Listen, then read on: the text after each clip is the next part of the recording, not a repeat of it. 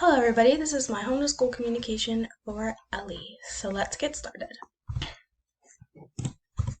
Here's my first slide, which is talking about building a positive relationship with Ellie's family and also collaborating with the family.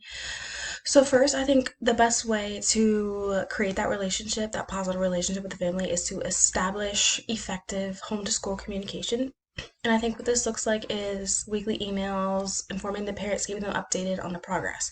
Also, daily feedback, which I'm going to get to in a different slide and talk about.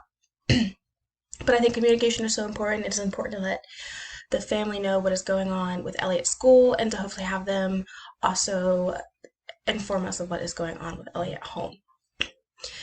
So the next is collaboration with the family, and this is to provide opportunities for the family to get involved in school and get involved with Ellie, which I think is really important because especially when it comes to parental involvement, this has a huge impact on academic success. So it is super important to get that family to come to school and get involved. So encouraging families to attend events, providing opportunities for families to come volunteer, things like that to really get those families motivated to come alongside Ellie and to really motivate her and to provide them with opportunities for them to be involved. The next is part of the collaboration with families is how you speak to them during meetings, communicating with them, things like that. So I think personally, when it comes to communicating with families, it is super, super important to be extremely friendly, welcoming, to be excited, and to really make sure that you're being respectful and thinking of what's going on with the family, and to just really make sure that you're being considerate. And another part is to really be understanding of circumstances because sometimes you don't really know the whole story of what's going on at home or what things just happen. So it's really important as a teacher to just be very understanding. Next is the visual document for communication. This is going to be my daily communication with the parent. My goal for this is to not actually print it out, but instead to email it back and forth. I think this is easier because nobody really has time these days to sit down and write and fill this out, especially for the parents. So my goal is to fill these out, like talk about how she did in the morning, how she did in the afternoon, things that she accomplished, things that she needs to work on, other things. And then in the bottom, the two boxes are for the parents to share some responses, what's going on at home, things like that. So this is how I plan to communicate daily with Ellie and to really encourage that daily communication with the family. Next is the role as Ellie's teacher, her general education teacher. So what I think is super important since Ellie is struggling with her reading and her comprehension is to use strategies that support her strengths more so than her weaknesses. So this using strategies that support her strengths, I believe, will really encourage her to learn and do well.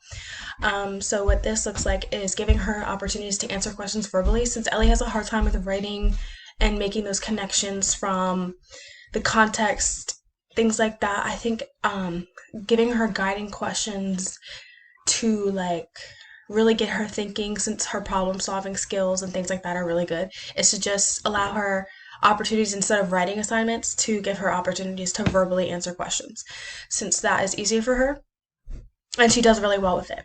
The next is when presenting information or new topics or anything like that to Ellie is to present it verbally, because Ellie does much better remembering, retaining information when it is verbally spoken to her as opposed to her reading it or things like that. So when speaking to her, teaching her, it is really important to actually teach with your words and talk as opposed to reading. The next is ensure to provide visuals. Ellie does very well with visuals as well. Since Ellie does have some negative talk about herself, it is important to encourage her, because we don't want her saying things like, I can't do this, I'm not good at school. It is really important to keep her positive and thinking that she can do it. So encouraging her to maintain that positive attitude. Next is to motivate and engage her, since during reading and writing she tends to be uninterested and she presents those avoidance behaviors. It is important to find ways to motivate her and keep her engaged, even if that is the teacher walking over there and encouraging her, like, do this, let's get back on task, and guiding her through it, being like, what is the answer to this? How can this, really just giving her some one-on-one maybe to encourage her to complete those tasks. And next, this kind of goes along with the same thing as keeping her on task, which basically is the same thing as the motivation. Engaging her is just really like to talk to her one on one, really be like, okay, what can we do next? Just keep her engaged and on task. So that is my presentation on Ellie. Thank you all for watching and listening, and I hope everybody has a great day.